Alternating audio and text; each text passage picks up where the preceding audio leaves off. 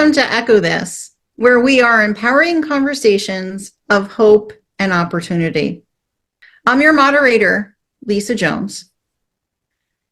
And today's episode is Blossoming Together, Growing Healthier Conversations. In this episode, we're diving into the vibrant garden of communication, exploring the seeds of dialogue that, when nurtured, bloom into healthier and more meaningful connections. So get ready for a bouquet of insights, laughter, and a few surprises as we cultivate the art of conversation together. Grab a virtual watering can, sprinkle some curiosity, and let's witness our conversations flourish and bloom. It is now my pleasure to introduce our Echo members. Amy, let's start with you. Hi, I'm Amy Weishaus, and I am a lifelong educator and learner. I come to this platform with a very fervent belief that each one of us has within us the power to create lasting joy. Thank you, Amy. How about you, Debbie? Hi, I'm Debi Wimberley. I'm an educator, a speaker, and I actually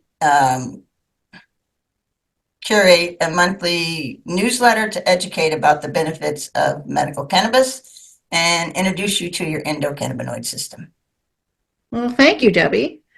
Welcome, both of you. And I am Lisa Jones, a speaker, consultant, and author that leverages the power of humor, gamification, and play as fuel to enhance collaboration, increase engagement, and maximize productivity.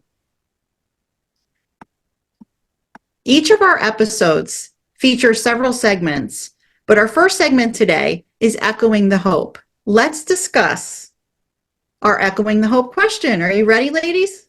Ready. Okay. In the garden of communication, how can we plant the seeds of hope within our conversations to ensure they grow into flourishing dialogues that nurture understanding and connections? What are your thoughts? We'll start with Amy. Well, in order to plant seeds of hope, my first image is that we need something good to plant them in. We need a fertile soil. So think about when you're having any kind of conversation. I believe we have to have in our mind some kind of idea of goals. What are our goals? What is our purpose? It could be the teenager asking for the car keys. It could be your partner saying, you need to share more in our household activities, sharing the balance of the workload. It could be the CEO trying to persuade and maybe, say to his employees, this is something new and we need to be on board with this. So each of these scenarios, it assumes that we're going to have some kind of meaningful dialogue. And I think when people start with that and the expectation that there's going to be a mutual solution, something that everybody can agree with, I think that's a very important starting point. So when you achieve this, okay, you have fertile soil and a mindset, basically, coming together for a purpose, a goal. And then I think it's very important to have a tool, and that tool is clarification. So how do you get clarification? You ask questions. And it is so important when you ask questions that you could delve even deeper into the person, his motivations, and all the aspects of coming out so that this conversation is worth its time and effort. So I believe that that is so, so important. There's a famous quote by George Bernard Shaw, and it's something to the effect that I have to read it. I don't want to miss it because it's very, very astute. The single biggest problem with communication is the illusion that it has taken place. So when you think about that a little bit, we have to work even harder to get the hope that can only come from fertile soil, preparation, mindset, and an agreement on what was this all about. So the final thing I think that's really important for hope is to summarize what was decided, to summarize what the outcome was from the discussion so people can move forward with clarity. So without clarity, without questions, without a fertile mindset, no hope. But I think we have the antidote to it.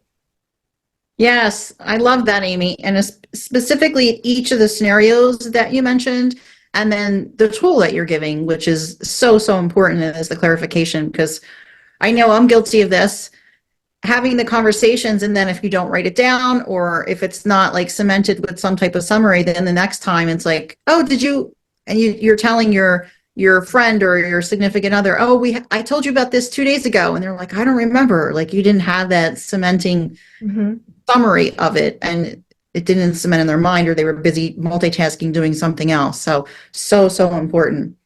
And Debbie, how about you? What are your thoughts? I think that this is a really important conversation that we're having here. Because just like a gardener, your experience in gardening, you have to understand the plants, the vegetables that you're going to grow, what the seeds are. And within that, you hope that they're going to grow and flourish. But much like plants are very unique, just as we are as individuals. So, my experience as a gardener taught me how to look at each plant, see that it's an individual plant. What can it produce? What is it going to bring to, my growth in my garden? And that's the way I look at conversations that we have. And we need to have diverse perspectives in these experiences.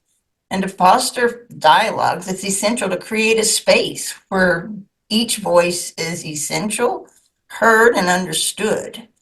Just as I've learned to take care of different plants, acknowledging and respecting the nuances of each person's viewpoint can contribute to a harmonious and thriving exchange. Nurturing and understanding that connection involves providing the right environment for ideas to root, grow, and ultimately blossom into meaningful and fruitful conversations. So choosing the right conversations, getting involved in the right conversations, or being open to new conversations, you need to take and care for those seeds that you're planting, and carefully examining each one of them and see how they can communicate effectively, like within your health, which demands keeping an understanding of information. Examining fruits and vegetables involves considering factors like ripeness and quality, similar to health communication. Evaluating the reliability and credibility of information to ensure a foundation of trust. We don't trust the medical system as much today as I think we should. And I think that's because we aren't building a meaningful relationship and conversation with our doctors. We're ran in and out so often. And even with our friends, we don't take the time to explore and explain what's going on with us or what's happening with us. And that's how we learn. So fostering these and growing these conversations, we all learn from them. So I think it's really important to harvest and be well-informed, make decisions promoting better health outcomes for individuals and for communities. Yeah, so true. And that analogy that you have is really great, because just like the plant is individual, so are people, and so are each medical case. So that's a great example that you brought up. So thank you for sharing that. And I as well went with an analogy too, and mine is really in the whimsical garden of Gab. Planting hope is like sprinkling fairy dust on the seeds of conversation, right? So the first thing that you're doing is you're really grabbing that trusty watering can that we started the episode with. You fill it with some optimism. You sprinkle a dash of humor for good measure. And then, of course, we let the sunlight of genuine curiosity beam down.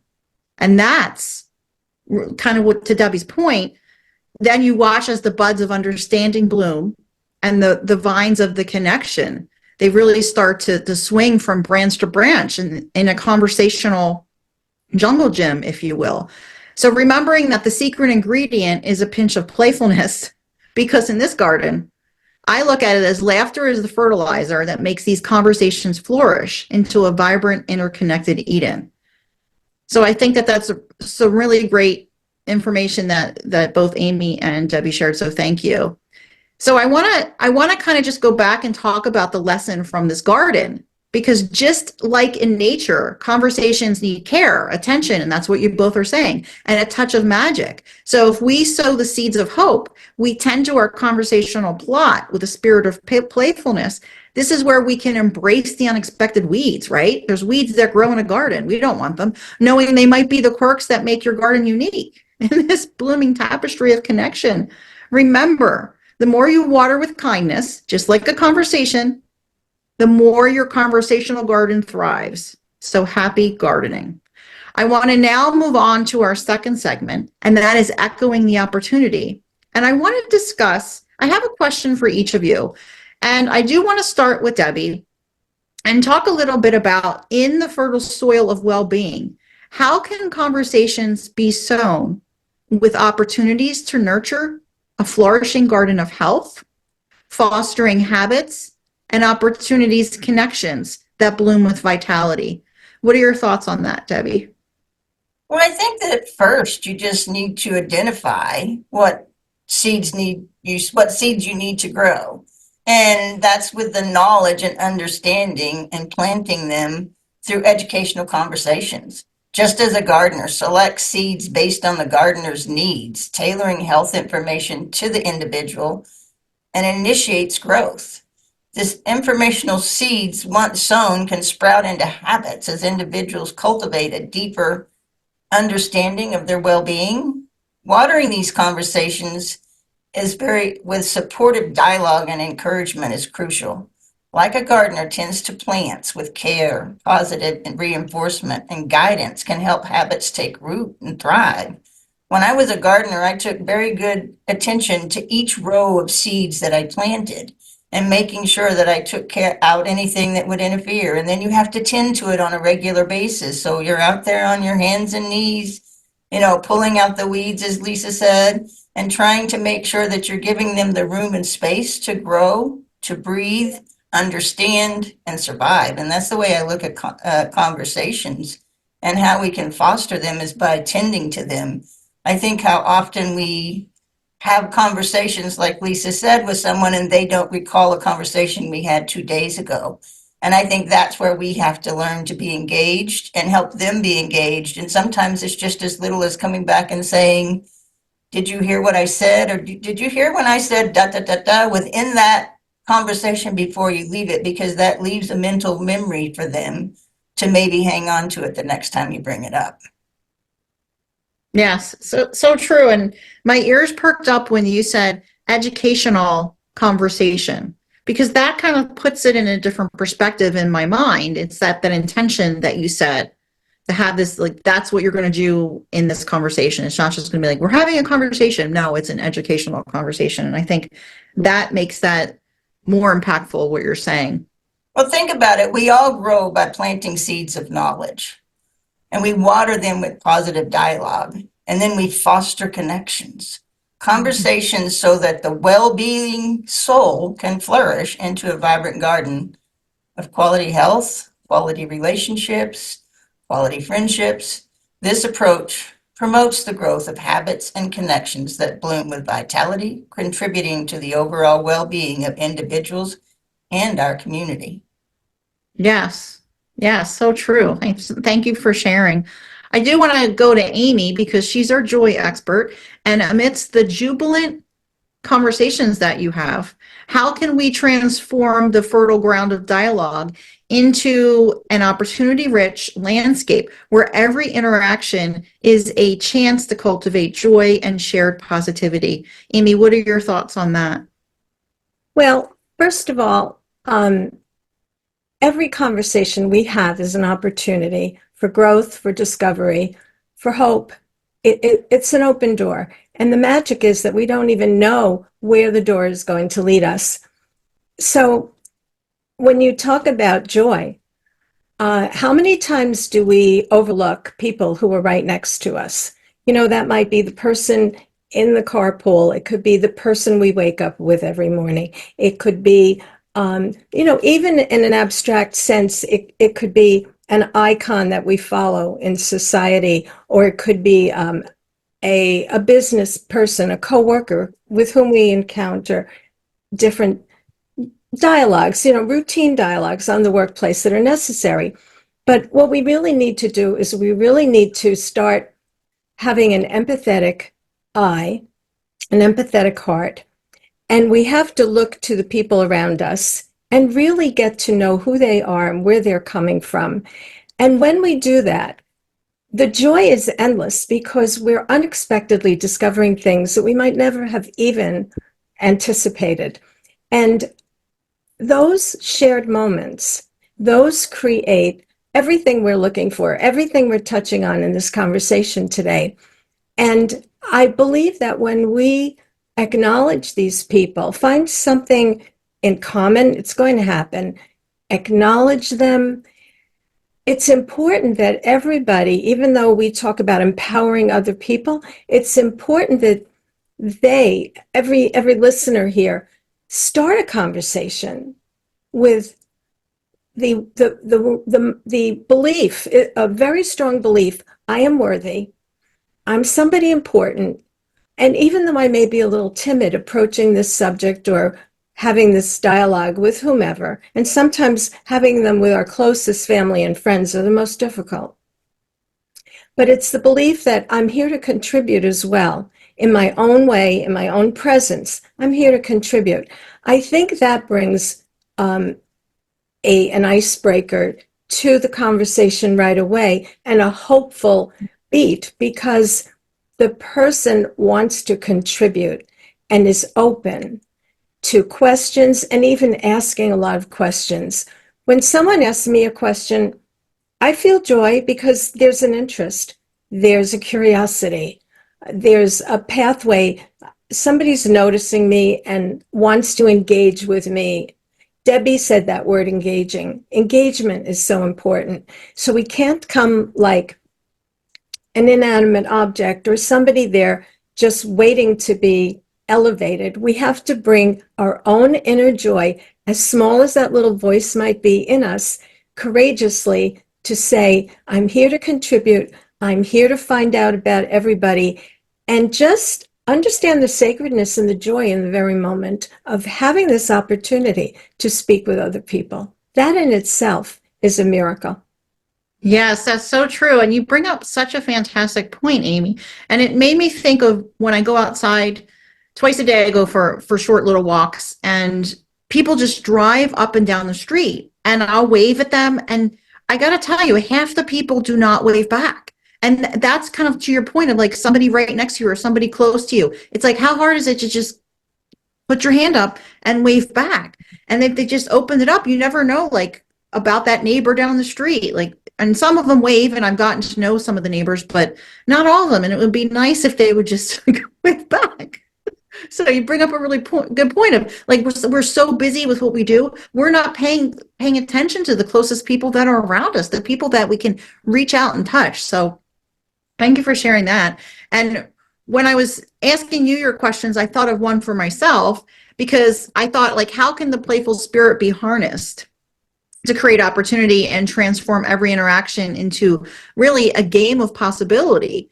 And if I could share with listeners the secret maneuvers to turn the soil of dialogue into this playground of endless growth of the connections, what would I say? And of course, I would come back and say it's a vibrant playground of conversation. And if you think of planting the seeds of opportunity, like setting up a game of hopscotch, we all remember hopscotch, right? It was like one of my favorite games in grade school. But each square represents a chance to leap into new possibilities. So you hop on curiosity, you can skip on creativity, and then you can do a little jig on shared laughter. But really, if you think about the lesson here, it's just like in hopscotch. Sometimes you need to embrace a bit of imbalance to reach the exciting double-digit squares where you're meeting new people, to Amy's point, to hop on into the dance of dialogue with a skip in your step. And you let the game of opportunities unfold in these delightful leaps and bounds. So if you think about it like that, I think it really changes how you look at it, to both of your points. And Debbie, I just want to go to you for your thoughts. Well, I think that we can all learn from this, and I think this, what you both said, is really important. But I think always be curious. Be curiouser and curiouser. You know, when I enter into a conversation, I try to be curious about them. I'm not thinking about myself and what I'm going to add to this conversation. I want to learn about each person that I meet and know more about them by the time I end. And when you start learning about them, it opens up conversation and allows it to grow. So just always be curious about the other person. Yes, so true. Any of my neighbors are listening. Why aren't you more curious? I don't know. Yeah, exactly. I bring up a good point. All right, let's move into our third segment, and that is echoing the laughter. And echoing the laughter question, I do want to start with Amy. Let's start with Amy. So, in the blossoming landscape of our conversation garden, how can the echoes of laughter become a magnetic force, drawing in opportunities for shared merriment and a lighthearted dance of connection? Amy, paint for us the portrait of a conversation where laughter isn't just a moment, but it's a gateway to endless delightful possibilities. What would you say? Well, first of all, who doesn't love to laugh? And I know I'll bet that many of us wish we had reason to laugh more often and that we could laugh more often. And how many times do we say, wow, I needed that laugh? Or boy, was that a good laugh? It is a form of release, a form of connection and solidarity and joy right there. So not all of us have the personality where we're the class clown, or, it just comes to us naturally. Some people say, I'm not funny. And yet, the joy comes from believing that you can be and you are. So I believe in shared experiences. And the laughter for many of us is going to evolve just in our natural, organic groups.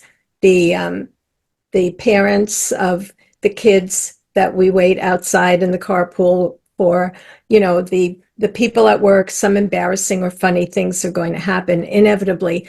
But I believe we can create opportunities, watch a comedy movie together, talk to each other in a focused conversation. What makes you laugh? What makes you happy? And really focus on it, allowing it to, I'm sure in the course of just initiating this conversation, people are going to say, oh, I can top that. This is what happened to me. Or create a date, like I said, where you're watching a comedy together or you're watching whose favorite movie. I'm sure there are movies we all say, you've got to see this, you've got to see this scene. And just by sharing comedy on purpose, I believe we're going to generate more and more laughter, bonding, desire to come together again and again and again. Laughter has been proven to be beneficial to the body. It's healthy. We're around children, and laughter for them is really no problem. They'll laugh at almost anything, and sometimes at the wrong things. There's selective laughter. But we can look at the children and try to capture the inner child inside us. And we can say, that little child there was giggling and laughing, and it's in me. It's in me. So why don't I just let that little child out for now? And it's so magical. So I just happened to see the movie Barbie, and it's months after it came out, but I just happened to see it.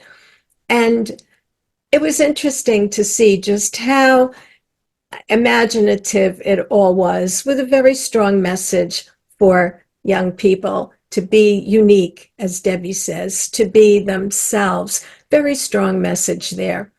And I think in being ourselves, we also have to mine and delve into what is funny, what makes us laugh, and to expose ourselves to more of the same. So it's a universal leveler. It's a universal joy. I'm all for laughter. Yes. Thank you, Amy. Well, it's definitely universal, but it does sound like there's a theme of individuality in it. Like what's funny for one person may not be funny for the next person. So some really great points there. And I loved your use of the word focused conversations. Yes. Debbie, what are your thoughts? Oh, I envision laughter as a magnetic force. Somebody that's lived in chronic health and illness, sometimes laughter is really hard to find.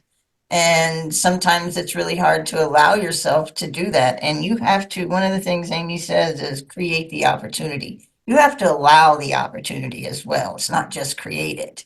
And when someone's lived, and you may know someone that's lived in chronic illness or chronic pain, having a serious medical condition right now that they're going through, it's sometimes really hard to break through and share with them and have laughter. So you have to be outside of the norm and sometimes do stuff that is extreme to try to bring that out, because they need laughter more than anything, because it's a powerful catalyst, drawing in opportunities for fostering lighthearted dance of connection. And laughter serves us in such a way. If you think about a garden, all of the seeds that you've sown in the garden are just like us as individuals, and they rely on the water, the soil, the sunshine, everything that comes in. So when somebody's living in chronic illness, they need all of the surroundings around them to bring in that laughter. They need that support. They need to be lifted up. Sometimes you stake a plant in the garden to hold it up, and sometimes we need to be held up. But then finding that you can walk through that and come on the other side and develop a much healthier life, as I have, laughter becomes more optional and open to you, because you actually are ready to become engaged in a much different way, because you've come through that, but it's because of all the people that have supported you along the way. Mm-hmm. Yeah, so it's such a wonderful addition. I wrote down create and allow the opportunity for laughter, because there's probably some people listening in a similar situation that experienced as you, Debbie, like maybe they're having a chronic health condition and they're like, I can't laugh. How can I laugh? So I think it's a matter of like saying, okay, it's okay for me to laugh, and here's what I'm going to do to curate that. So thank you for sharing that part. Well, even so, maybe you don't outright laugh like huge, because I can know there's been times with me and my husband when he will try to make me laugh, and he'll say something that he thinks is extremely funny. And then I'm not in the mood, or I just don't feel it. And I just kind of, ha ha. But at least I tried to put something in. And then he comes back with a comment. And then he's like, well, you didn't find that very funny. And then it starts a conversation. And then by the time we get through with that conversation, I'm laughing. So, even if you don't feel it, allow yourself to give a little, aha, a little peck of what might be a laugh, and see where that takes you. Yes, yeah, such a good point. And you just reminded me of back when I came out of brain surgery and they had like the staples in my head, and every movement, it felt like if I moved, I felt like I was like kind of like I felt like it was stretching it. So if I laughed, that caused like more, I don't want to say pressure, but it felt like if I laugh now, is it going to like burst open one of my staples? It flies out of my head. No, it wasn't. But like at the same time, it was kind of like, can I laugh? Is it like you were asking yourself, is it okay? I don't want to hurt anything. So, yeah. Well, and there's times when, like, if you have broken ribs or something and somebody makes you laugh and you really have a belly laugh and you don't want to laugh and you're sitting there holding your sides, don't make me laugh. This hurts too much, but it still feels really good. Yes. So it's okay to laugh, like even if you have to, hee hee. Yes. Anyway.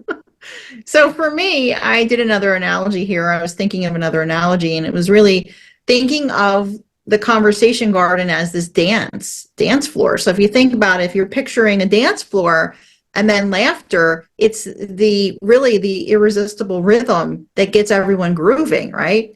So if you imagine every chuckle as a sparkly invitation, and soon the entire garden joins in a laughter waltz. And really, if you think about the lesson, the laughter isn't just a giggle, it's the DJ of joy. It's spinning tracks that makes every step in our conversation dance a delightful adventure. And I say, let the laughter echo, sway with the beats of connection, and waltz into a world where joy is the key that unlocks doors to endless delightful possibilities. Because if you think about a conversation that you have, you go into an office environment and you see Bob, and Bob just says hi to you, right? But if you see somebody else and Sally has a joke for you every morning, who do you think you look forward to talking to? Sally. Because Bob's just like he doesn't want to be there. He doesn't want to talk to you, just moving on with his day. So the person that's creating the laughter, that's who we're drawn to. That's who the deeper connection forms with. So thank you both for indulging the laughter segment. And I want to move on to our fourth segment. And it's one of my favorite segments because I'm a big fan of enigmas, and it's echoing the enigma. And our question for today is, within the blossoming landscape of our conversation garden, how can the element of mystery and intrigue, akin to an enigma, be woven into our dialogue, creating opportunities for curiosity and discovery? So if you unravel for us the secrets of turning conversations into a captivating enigma that leaves everyone eager for the next delightful clue. Don't we all want to do that? Yes. So I will start with Amy because I know she wants to share her wisdom with us now. Well, enigma is one of those words that stumbles a lot of people. And the enigma is that little mystery or offbeat thing or maybe darkness within a situation or a personality. And I feel that in discovering joy, which is what you're looking for, through the mystique and the intrigue, again, how do we know it's there right in front of us, right under our noses? And it's there to help us grow, learn, and transform. So I'd like to come back to the idea of, the people closest to us, the person sitting next to us in so many different scenes throughout our day. Right now, think of an average day and the number of people you interact with, the number of people, it could be online at the supermarket, and some of us do engage with those people, some of us don't, and some of them engage with us. It could be anywhere. So think about your daily actions and think about where there might have been an opportunity to make a connection with somebody through a very, very innocent or a very complimentary remark. Now, the thing is that you never know that the missed opportunity and you may be uncomfortable, and that's why there's a missed opportunity, because society programs us not to talk to the stranger. But that stranger might become your one. Your one. There's a motivational speaker in my community who capitalizes on this concept, the one. The one could become your business mentor. It could be finding a soulmate. The one is the person, that one person who's going to be a tremendous link to your future goals and happiness and joy. So that one may be under our noses, as I'm saying, in all these encounters every day.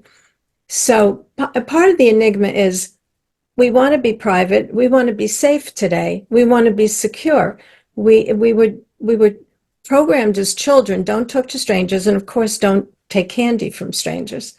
Well, the candy that these strangers might have, if we use our discretion, that candy is endless joy. And when we start making these contacts, and I've been known to create friendships from people standing online at the supermarket. It's true.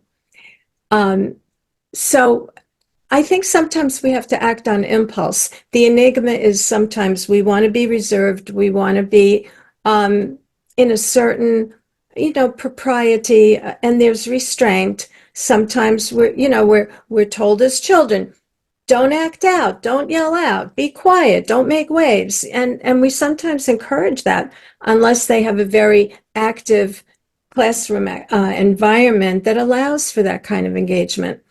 So in sum, I'm saying that wherever we go, there's that duality of wanting to engage and being cautious and being, a little bit with our antenna up, but ultimately the one may be right near us. And the one comment that we make to that person could lead to a great referral for a doctor. It could lead to a coffee date. It could lead to your greatest business connection. It could lead to the greatest happiness you've ever known. So we have to follow our hearts and say, all right, there's an enigma here. There's a little bit of contradiction and maybe a little discomfort, but I'm going to get out of my comfort zone and I'm going to find the joy. And maybe find the one.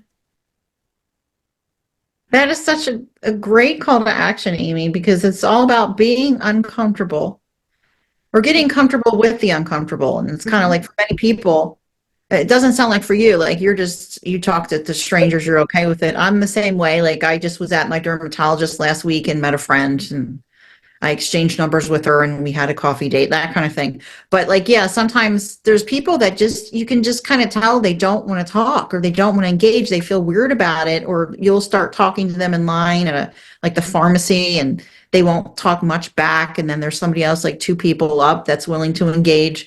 So I think it's like, right, it goes back to people are very cautious of that. And that's because, what was ingrained when we were children, like don't talk to strangers. But I really like that idea that you shared with us, the one, because I think that kind of changes the perspective and doesn't make it as daunting, because you never know. And that incites more curiosity. Like, is that person going to be the one? And then in my mind, it becomes a game, like finding the one. It's like a little board game, like everywhere I go, like, who's the one?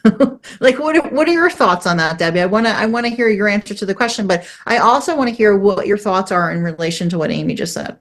Well, I think that we all are the one, and we have to be willing to see that the other one is sitting next to us, as Amy says, because we can't get through this life solely.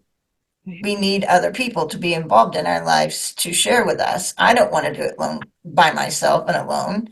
And that doesn't mean they have to be your partner or anything like that. It's just we need a community. And I think COVID taught us this. I think that when we all had to be isolated and live at home within our just small little surrounding, it was really hard. We're not born and we're not supposed to be isolated.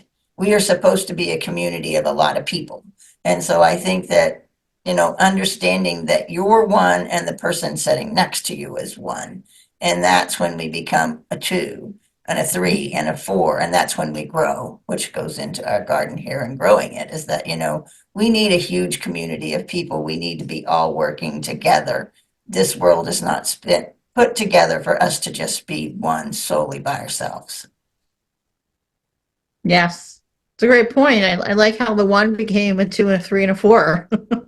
Yeah. And now we're counting. Where does that go back to? So, Debbie, let's talk a little bit about, do you have an answer to the question, the enigma question, or any other comments on that? I do, and I'm going to take this in a whole different direction. So I'm going to ask you, have you ever been in a conversation and it seems like you and the other person are having totally different conversations? Yes, and they're the most comical conversations. But anyway, go ahead. I want to hear what you have to say about it. Well, that's what I'm going to say, is that, you're sitting in a conversation, whether it's with one person or it's three or four people. And maybe you came into the conversation from the beginning or you walked in, but you seem lost. So what do you do with that? I think the important part is to be curiouser and ask questions. Don't just sit back and just listen and be lost. And I think if you've ever been in one of these conversations in a group, you can kind of tell when someone's lost. And if they're lost and not following correctly, you might just come up with a very engaging question and ask them. So, it could even be something as crazy as, what do you think of the color red? Just to redirect them and bring them back into the conversation so that, oh, I just broke up the cycle of you're lost and now we're going to re-engage you in this conversation. I think engagement is really important in everything we do if we're trying to grow, and allowing ourselves to be open to new things. And it's okay to be lost in a conversation and raise your hand and say, I'm totally lost here, folks. Can you please help me? And it's okay. So, I want to make sure that people understand that just because a conversation may seem difficult or you don't understand it, raise your hand, ask questions, get involved, because that's how you grow. Yes. And I like some of Amy's comments with the one, like that could be a good segue into like changing the conversation. Like, have you ever heard about the one? Because then somebody's going to perk up and be like, well, what do you mean? Exactly. More. So for me, I was thinking of another analogy, which is picture your dialogue garden as this whimsical treasure hunt. And the reason why I'm saying this is because recently I was in the pharmacy line, and I know I referred to the pharmacy earlier. It sounds like I might visit the pharmacy often.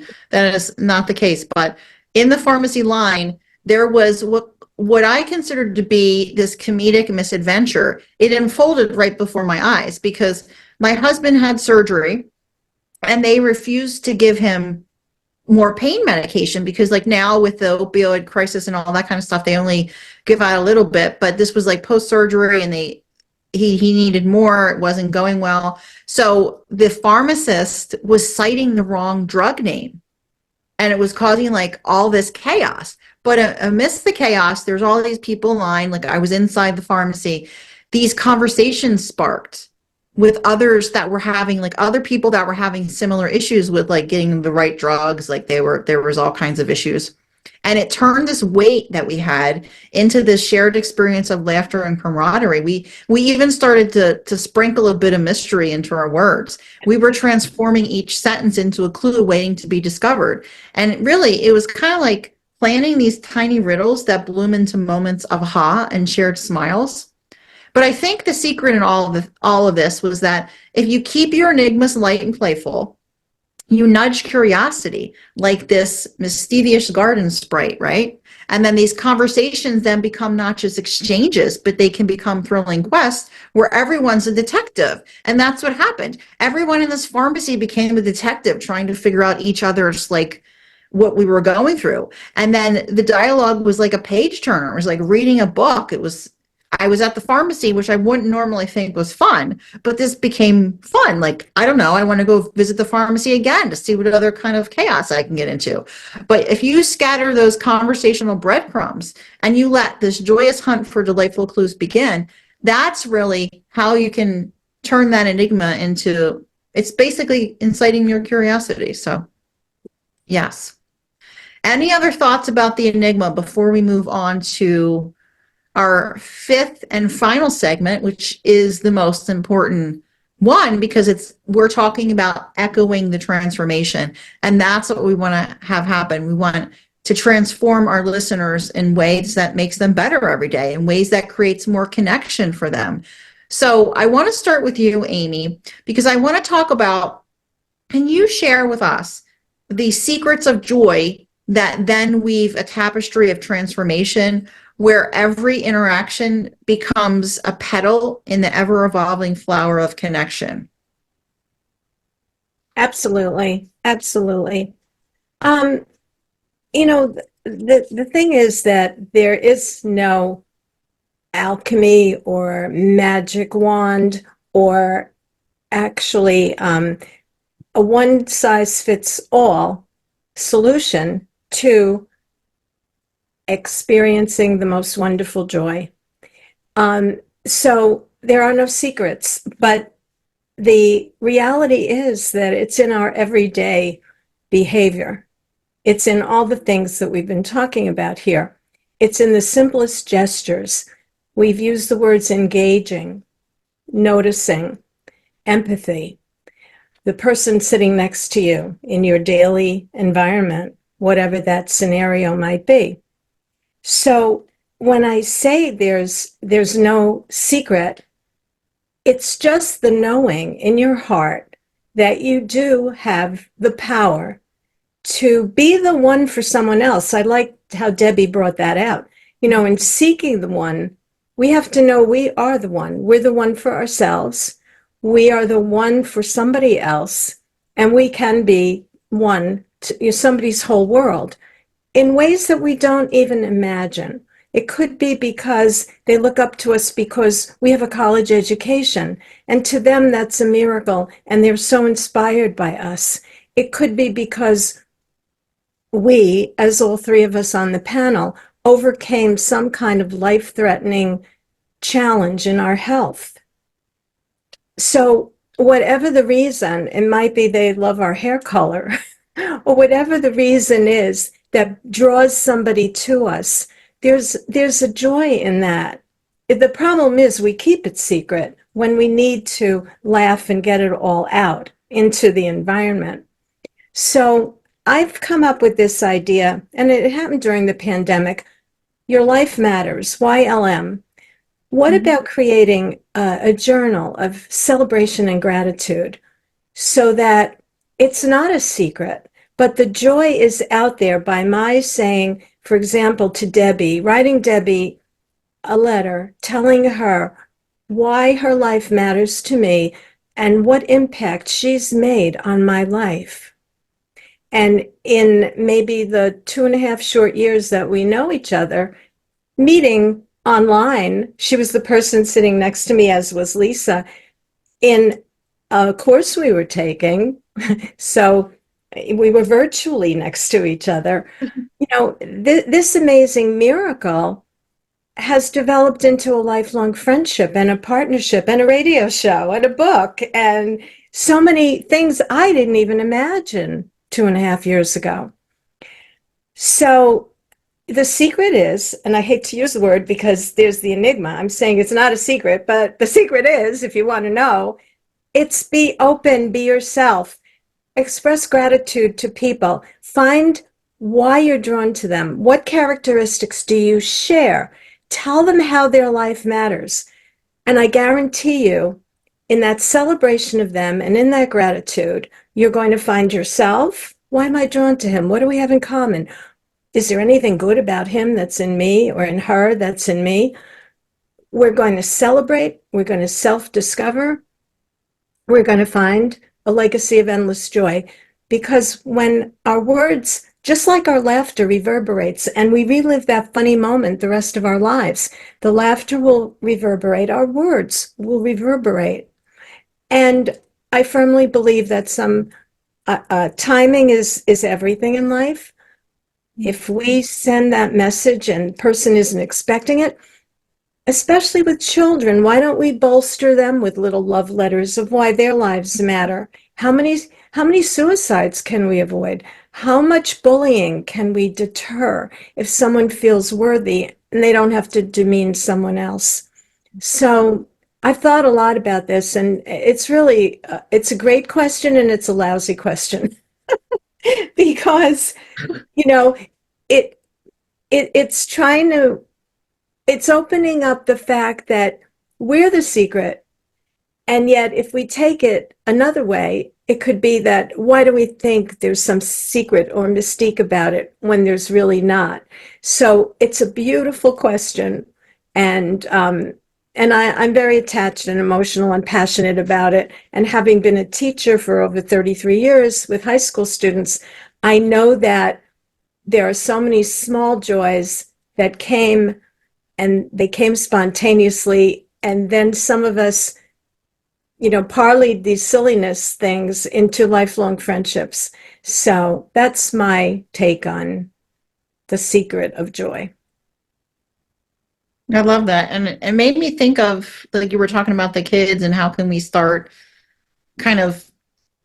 small with creating joy, moments of joy. And I recently read Mel Robbins' book, The High Five Club. And then what I started doing with it is not just me, like I high five myself every morning as one of the things Mel Robbins says to do. I have my daughter doing it. So like it's me and this 5-year-old, and we go in the room, we're like, well, you're going to have a great day. You're awesome. And we both high five ourselves. So now it's become a habit for her as well. And I've noticed like a change in her confidence from it. So I think like these kind of things really help, and they kind of set the tone for going through life. And that's a excellent call to action that you're proposing, Amy. So thank you. And Debbie, how about you? If we're talking about, my question for you is, if you can paint for us the landscape where conversations not only bloom, but they also evolve into a garden of vibrant health, resilience, and lasting transformation, what would you say to that? Well, I think that we each are painting a landscape every day by the conversations that we have. And if you think about it, from the time we're born, we're going to go back to kids here. We're having conversations with our kids from the very first time they come out. We start talking to them, laughing with them, engaging with them. And so think about every day when you wake up, this is what I do, is I know I'm going to have amazing conversations today. I start there and know that I'm going to build relationships and foster, hopefully, and help people understand how they can take care of their health. Because when we evolve in a garden, we grow and we expand and we pick out, we look for the plants that are the healthiest and the most resilient and that are lasting to form that are transformative. So, we need to be able to spot the ones that are not the healthiest and maybe bring them up and help them, give them the nurture that they need. But this landscape that you're painting every day is yours. Your voice matters. You are important just as much as the person sitting next to you is. I think, again, you need to stay curious. You need to understand that this is your health. It's no one else's. You're the one that lives it. And learn to explore new alternatives and new methods. I want to go back to what Lisa was saying, standing in the pharmacy, and how that conversation went on and everybody started, wanting to listen in. That's where we are with our health system. People are curious. People need answers. People are looking for information, and they find it in some of the most strange places. So, always be curious and always allow yourself to be open to new conversations and new ideas, because that's when life can happen and health can be transformed. I would have never been sitting here today having this conversation if I hadn't have been curious about learning how to take care of myself and learning about how you can take care of yourself. And that starts with an open dialogue, being able to reach out and have multiple conversations. I learn something new every single day, and I love learning. You need to see learning as your most powerful tool to you blossoming into the person that you want to be. Yes, great point. It is so powerful. And I feel the same like every day. Like, what can I learn today? There's always something I'm learning from somebody else, or I look it up on trying to have a tech problem and find a solution, and then I share it with somebody else that has a similar one. So for me, just to wrap up my part of this is, I thought, how can I illuminate for the audience the pathways where playfulness transforms dialogues into lively, thriving ecosystems, where every interaction is really a step towards a more interconnected world, because that's what we want anyway. So if I think about it like this, if we imagine our conversation garden as this game of tag, who doesn't like to play tag? I mean, maybe not now. I still play with my daughter, but it's not as easy since I can't run as fast. But if you think about tag, each word is this playful dash, and every response is this gleeful tag back. It's not just talk, it's this joyous chase of ideas, because really what you're doing is you're weaving them through your imagination. And the teaching point here is that in this game, everyone's it, kind of like everyone's the one. This sums it up so beautifully. And the magic lies in the laughter shared during the pursuit. Everyone's it. So let's sprinkle more playfulness into our dialogue. Let's turn each exchange into a leap, and let's skip or twirl towards a more vibrant, interconnected world. And your call to the action for the audience is really join the game. Let the words dance and laughter echo, making your conversational garden the most lively, thriving ecosystem of joy. And that goes back to Amy's point. So I want to see if there's any comments, and prior to that, we're talking about closing the blossoms of wisdom, because as we bid adieu to our vibrant journey in the blossoming garden of conversation, we let these echoes of our shared insight linger like the fragrance of blooming flowers. If you think about each word, it's a petal. Each laughter, it's a sweet melody. And in our diverse dialogues, we've seen how joy, health, playfulness, and the journey from surviving to thriving can be the potent nutrients that nurture the seeds of transformation. So as you step out into the world, may you carry with you the wisdom of this blossoming together episode. May you turn every conversation into a garden where connections flourish, ideas bloom, and the echoes of joy reverberate. And I want to just go to Amy. And one more time, Amy, if you can kind of share with us your key takeaways or your key call to action that you want the audience to walk away with today. What one thing can they do as a result of today's episode? Let's each one of us analyze go in a quiet place for a little while and analyze the quality of our conversations. And I'm going to repeat this quote because I think it's worth really absorbing. The single biggest problem with communication is the illusion that it's taken place. So how deep, meaningful, purposeful, and elevating were your conversations today, yesterday, and what can you do? The enigma is, in a sense, that the people closest to you are the strangers, because there's so much about them we don't know, and why don't we not want to know it? So I think it's all up to us. Yes. Stay curious. I love your call to action. How about you, Debbie? What's your one takeaway or call to action? Definitely stay curious. I want you to take today, and no matter who you're having a conversation with, be curious about that person. See if you can find out one new thing about them today. See if there's something that you can learn. I think that we learn from each other. It's just like with text. We text people all the time, and it's just 2 or 3 words. Let's make it more as a game, like Lisa says, and let's engage with that person and see what we can learn today. Maybe how they're feeling today. What's the weather where they are today? What did you do when you first got up this morning? I mean, you can think of a million things that you can ask someone and get to know something about them, because we've all been together for over 2 years now, working together. And I was just telling my husband this morning, I know you ladies so much, but there's still so much to uncover and to dig through and learn about you. And that's what makes every conversation we have so exciting and more that I want to explore on a weekly, daily basis. Thank you, Debbie. And I think for me, I'm going to do start in your backyard. And next time you're walking wherever you live, like just say hi to everyone that you see and see what blossoms from there, and see, to Amy's point, which one is the one? Did you find your one? And then feel free to contact us and let us know on social media. And until we meet again in the Gardens of Dialogue, keep blossoming together.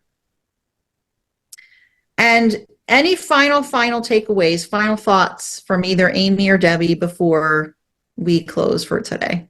An inspirational quote, a word of encouragement. We said so much today, but I just wanted to offer that one more time. I would like to say, be courageous.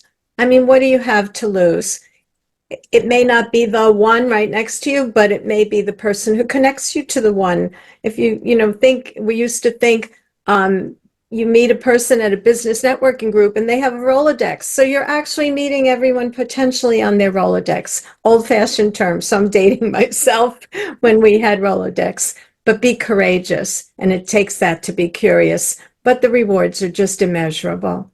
Yes, so true. Anything from you, Debbie, before we wrap? I just want to tell everybody that you're important and that you matter, and that you should always look at everyone with that same lens. Yes, so true. So many great nuggets today. And I want to thank both Amy and Debbie for sharing their wisdom with us. And I want to thank you, our listeners, for joining us today on Echo This. We hope that you enjoyed it, and we hope you walk away with something to echo. Tune in next time for another great episode. Until then, take care and keep echoing. We would love to hear your feedback, so you can contact us at Echo, 2gether, GETHER, on social media. Echo, echo. Echo, echo, echo. Echo, echo. Echo, echo, echo. Echo, echo. Listen in for empowering conversations of hope and opportunity.